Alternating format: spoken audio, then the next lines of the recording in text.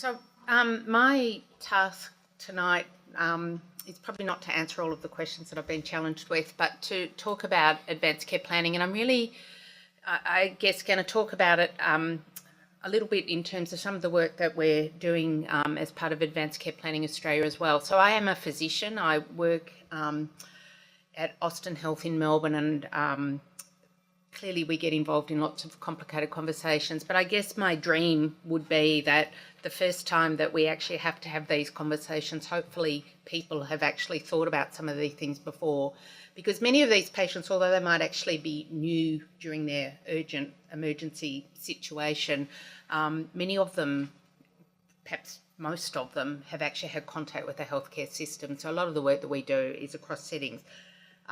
As well. So I'm just going to very briefly just take you on a little bit of a journey of advanced care planning, including some of the consumer work. Just right at the end, I'll just talk briefly about now technology. I can just touch it. So I put this up not because I don't think anyone here actually knows what we're talking about, but because I think the themes here are really important. So this is the definition. Anyone who's ever read anything in Australia about advanced care planning will have seen this, and this is actually the definition from the National Consensus Statement that hopefully we've all had some familiarity with, and there's plenty of copies if you'd like to take one. But essentially it's a process of planning for future care whereby the person's values and preferences are made known so they can guide decision making. I actually work and live in Victoria, where we just have had brand new legislation, the Medical Treatment Planning Decisions Act, and it's all about consent. And most of it's about values and preferences. And I think this is really, really important, because I think although the actual treatment becomes important, I think the values and preferences are critical to what we're talking about here. It's also not just about end-of-life care, although there's no doubt that advanced care planning is really important at end-of-life care. And I think one of the things that may have slowed down progress, not just in Australia but worldwide, is that advanced care planning gets completely linked with palliative care and end-of-life care. Now, again, I don't necessarily say that it's a problem in and of itself, because obviously at that point, advanced care planning is really, really important. But I think in terms of engaging people more broadly, the population more broadly, in normalising conversation, it needs to get beyond that. And I think if we think about it as well, you know, any one of us could suddenly have a sudden acute event like we've heard about where, you know, oh boy, wouldn't it be great if we actually had some conversations. And it supports and empowers patients to be involved in the decision making now and in the future, although most of this is actually about the future. But I have no doubt that some of the advanced care planning also, I mean, I see it a little bit like a bit of a practice run for decision making. You know, we practice for lots of things, but we don't practice for the thing that perhaps matters most. So we don't practice amongst ourselves and with our, you know, family and important others.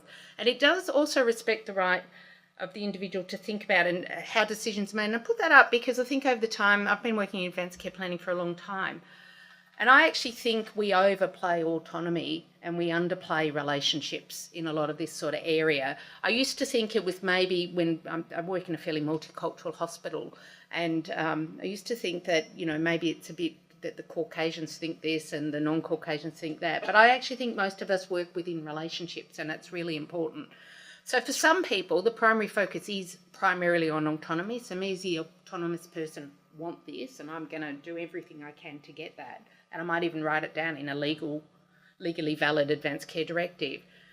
And so therefore truth-telling and informed consent and advanced care directives in the pure sense are really, really important. But for other people, there's other concerns. It's about how the decisions are made as well as what the decisions are, particularly when we're trying to choose between two pretty horrible outcomes. You know, I think the other thing that we often do here is we often present issues as if there's a right answer. There isn't a right answer. We're often asking people to pick the best of, you know, two bad or maybe more than two bad and unknown often outcomes as well. So I actually think for most people, the decision making that most of us work through is somewhere between those. So it's not all about autonomy and it's not all about relationships. But again, we have to actually ask. If we don't ask, we won't actually know how people want to make decisions. And so for people, particularly people from certain population, they may actually not want to know the answers. They may actually not want to be told the diagnosis. They might not want to know that they've got cancer, or they may not want to know that, you know, whatever it is we're about to do may have a significant impact. They might actually want us to talk to somebody else. They may not want that information. So we, in a very westernised way, often think, well, you know, it's about the patient. We've got to tell them exactly what we think they should know. But I think what I'm really saying is that we need to inquire and find out. For some populations, they will not, you know, very traditional populations, they will not talk about death, dying, cancer. So, you know, there are groups that, and populations and people that think talking about death and dying, and it becomes very important in advanced care planning, because we often are talking a bit about that, but they feel very strongly that if we talk about it, it will make it happen. So it's all those. So we work in a very westernised ethical way where people have the right to information, and we want them to have the information, we want them to make decisions. But I think what I'm suggesting here is that may not be the case for everyone. So we need to understand people are different even in how they want information and how much they want to be involved. The other thing I would say is not everybody wants to plan. No matter what we offer and what we do, not everybody wants to plan. Some people never plan, and I think that's fine too. So I don't think we should assume medical planning would be different.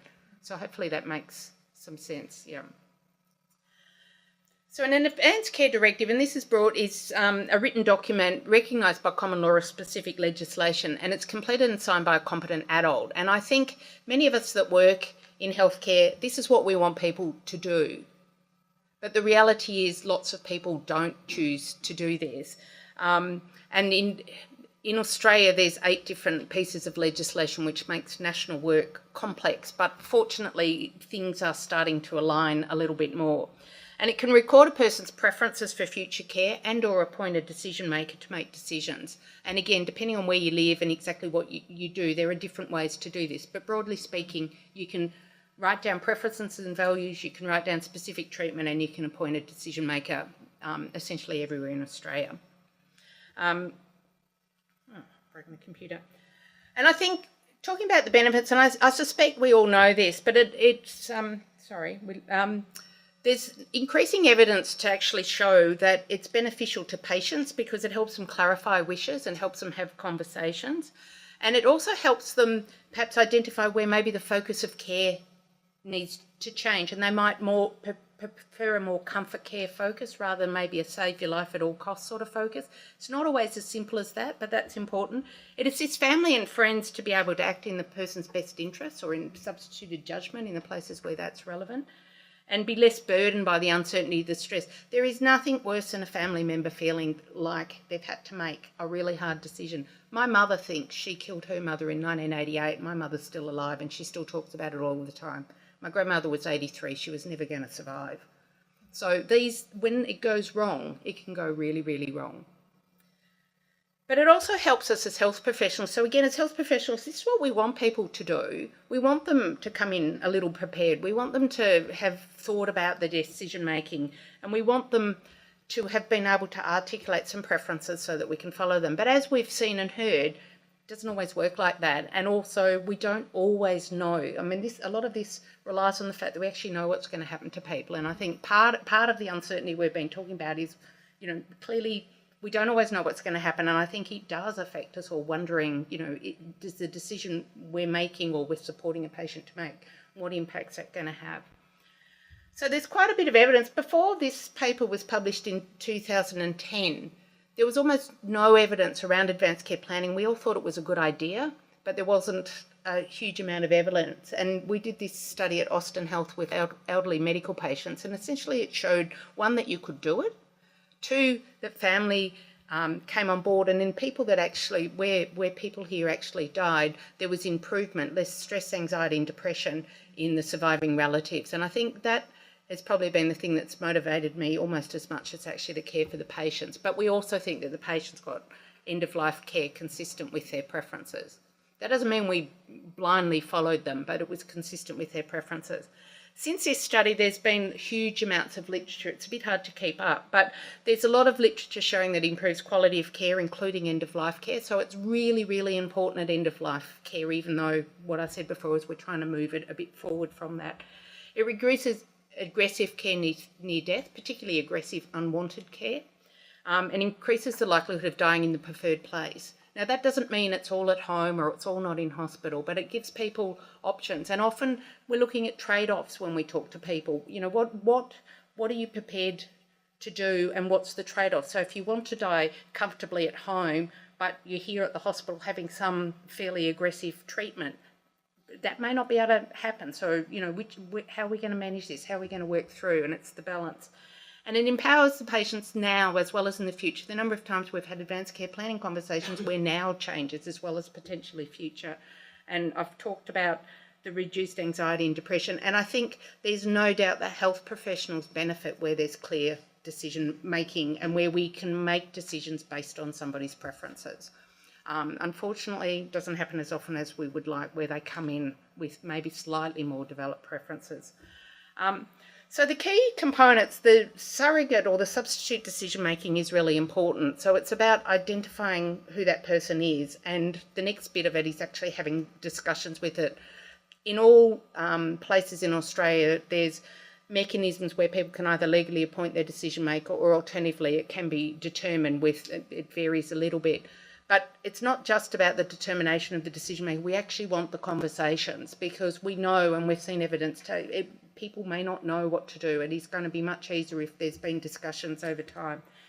And the majority of the discussion is actually about the goals, values, preferences, not the specific treatment. So a lot of the advanced care planning that we do in acute health isn't about whether you go to ICU or not or whatever. It's about the outcome we're trying to achieve. And then we step back through the treatments. Now, there are times where the treatment itself is a really significant component of what we do, and people feel very strongly about not for CPR or not for ICU or not for whatever it is. But I think if we can think about the outcome and step back from that and talk about the outcomes very much as we just heard in the last presentation as well, that can be really helpful. And ideally we want some sort of documentation. In ACT, the Advanced Care Directive, the legal document's called a health direction, but also there's a lot of support for a non-statutory document. I think it's called the Statement of Choices still, I'm looking, yeah. And it allows or supports people to actually articulate their goals, their values, their preferences, which may then lead to treatment. We've just done a national prevalence study in advanced care planning, and we know that about 3 or 4% of people actually fill in the statutory document about treatment. Lots more people, about another 20%, fill in the non-statutory or the values-based directives. So, and they are probably more useful in the long run, but maybe not always what we want as doctors, because we like black and white to do CPR or not. That's how we want to work, but it doesn't always work like that. And then we've heard, I mean, this is, it informs medical decision making. So the first bit of all of this is, as the health professional, we need to think about what's on offer. So we should never be offering something that we don't think is reasonable to provide. Now that's where it gets really hard. That's what a lot of this has been about. How do we know what to offer and manage, you know, do we operate or not? Do we do this or not? It is not always that simple, but at least we should sit down and think about it and get some consensus around what's on offer. What we then want to do is, obviously, if a person has done advanced care planning, hopefully they come in with a nice advanced care directive that's really helpful. They probably won't, but they might. But if they haven't actually done that, at least finding out whether they've talked about it, finding out what their preferences and values are and how we know that. If they've talked about it, great. If they haven't, we may be able to infer it from, you know, finding out about them, finding out about how they live their life, etc. And then we've got to take those two together and develop some sort of plan. This is our resuscitation plan. It can be a goals of care plan, which is what we're moving toward. I actually prefer goals of care because it actually talks about outcome rather than specific treatment. And I think at the end of the day, you know, when I take my car in to get it serviced, I just want it fixed. I'm maybe not all that fussed about exactly what's going to happen. I might ask a few questions, but then I want to know the outcome. And I think within reason, probably that's how patients are thinking as well. Obviously, the more involved the treatment, the more maybe onerous it is on the person, then the more we need to talk about it and we need to work through it all. But I think sometimes we get so lost in the details of the treatment, we forget about the outcome, and I think both are pretty important. There's a lot of national policy around this, the National Palliative Care Strategy, which is being updated, the standards, and we're up to, well, we're still doing these, but we've got the next ones coming. we're going to hear a bit about some of this shortly. But in my hospital, and I think in most acute hospitals, these things have been really helpful in terms of putting in process to actually improve care. And before some of these documents, we had a lot more trouble doing things. So I think these are actually enablers, even though they can be a little bit annoying at the time of accreditation and whatever as well. ACT Health has a website. This is just a screenshot of it with a lot of advanced care planning information as well, and where you can get the forms and the documents, and there's a lot of support here. I know at Canberra Hospital as well in advanced care planning. They've been doing it for a long time. Just coming back to the perioperative patient, and we talk quite a bit with our anaesthetists particularly and our surgeons around this, and I think if somebody, you know, it's great that we might be doing advanced care planning. If somebody's coming into the hospital with a limitation of treatment, and we've already sort of touched on this a bit, what do we actually do? And there is a lot of questions and concerns about particularly a legally valid refusal of treatment. What do we actually do about it? Now, if the person's competent, we need to talk to them. If they're not competent, then we're going to need to follow their advanced care directive. That's how things sit. But when we're dealing with families as well, if they haven't actually filled in a legally valid advanced care directive, we need to work through it all. Obviously, there's a problem with automatic suspension of orders without appropriate patient consultation.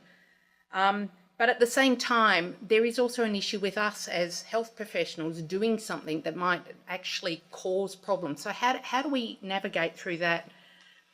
Just quickly, there's been there's quite a bit of research. This is just one study. There's actually quite a bit out there now in the perioperative sort of period about how to work through this. But this is just one looking at doctor and patient attitudes from a couple of years ago. And the doctor's responses appropriately that if we're going to be doing something, you know, that involves depression and manipulation of the cardiac and respiratory systems, then we must use all our skills to provide the best possible outcome, regardless of the DNR status. And you can see there a lot of people agreed with that, and you can understand exactly why that would be. Iatrogenic, very hard to just stand there and not do anything about it, particularly when we've caused it, and particularly when it's a predictable thing that might happen. But if the patient has sufficient capacity to consent to the risk, then they also have the capacity to refuse attempts at resuscitation, and you could put in here substitute decision maker as well. So you can see again this sort of, we're a bit confused, we're not quite sure what to do, this is really hard. Likewise, the patient responses, so that they, you know, patients, some people felt that they should be suspended if there's a DNR request, or that they should actually be discussed. It all seems reasonable. So obviously we could discontinue a limitation of treatment order, we can modify it, or we can make no changes. And essentially what we need to do is we need to work through it all. Now, even in emergency surgery, we can do components of this. We may not have time to sit down forever working through it all, but I think there are opportunities, and increasingly if our population are coming in a little bit more informed about things. So we obviously need to talk about the operation, what we're hoping, and I think outcomes are really important. Even if we don't know all of the outcomes, uncertainty is okay, because we can deal with uncertainty and coming back in a few days and saying, you know, the other day when we said that maybe things won't go well, they're not going so well. It's a way to get in there, but we've just got to be sitting there working through this. But this is really hard, and it's really hard at 2 o'clock in the morning in the middle of an emergency where everyone's really in a bit of chaos. But we need to try and work through this and work through what we've caused versus a situation that might be related more to the medical condition itself, and find out whether there are any pre-existing preferences. And talking about outcomes, although we do need to talk to a degree about the treatment as well. I like the hope for the best, plan for the rest. And, you know, there's a bit of, you know, we're hoping we're going to do this operation on your mother. We are hoping that things go really, really well and that she will get better and go home. However, if something goes wrong, she's been unwell, if something goes wrong, and then you can have the conversation. So we're really hoping that we're going to get that outcome. But if we don't, it starts to raise a degree of uncertainty, makes it easier to come back when things haven't gone well. It's not the first time they've ever heard of it. So I think we teach our surgical registrars in the consent process some of these things, even in the middle of the night in urgent situations, we can start to get some of the doubt where appropriate. We are probably still going to operate the majority of the time. And I don't actually think a lot of the cases that were presented are sometimes, well, is it the operation or is it what we do afterwards? And I think, you need the get out of jail free card when things are going really badly. And I think, a lot of thought before, it doesn't fix everything, but it helps us take people on a journey. Because at the end of the day, if we don't operate, people die. So it's big stakes.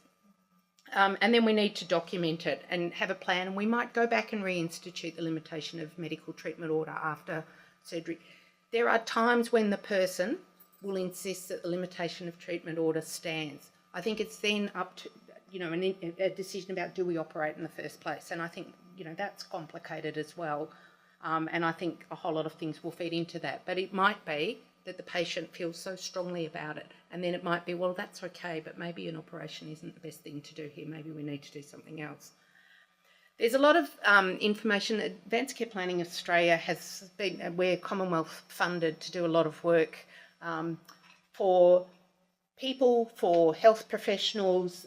We work quite a bit trying to align things as much as we can and trying to provide information and resources to help other people do work. We work with primary care as well as aged care as well as acute health, trying to sort of map the journeys. We're doing quite a bit of work in primary care because if the conversations can start a bit earlier in primary care, at least the really broad stuff, the early advanced care planning, that will be really helpful. And the final thing I've just put up is consumer engagement, because I think the more that we can support people to have these conversations earlier, and early conversations, so we're not talking about a detailed treatment specific end of life conversation, we're talking about that early, the decision making, the what if something really bad happened, the broad decisions. And I actually think advanced care planning sort of goes in three bits. It's the early, the really broad stuff, and the what if I get run over by a truck conversation, which is very different to as people start getting sick and maybe chronic disease or cancer where prognosis might still be reasonable for a period of time. You have a different sort of discussion, and then that leads to the much later discussion when something really significant and serious is happening. So we've been working with consumers in lots of different ways. We have an advisory service, we've got our public events, our volunteers, we have community volunteers that go out and talk quite a bit. We've got into social media, and this year for the first time we're actually running National Advanced Care Planning Week, where we're challenging Australians aged 50 to 75 to start these conversations. There's a lot of interest. We don't really know how it's going to go because we haven't done it yet, but one of the key things is we've moved it from end of life to life empowering, life affirming. So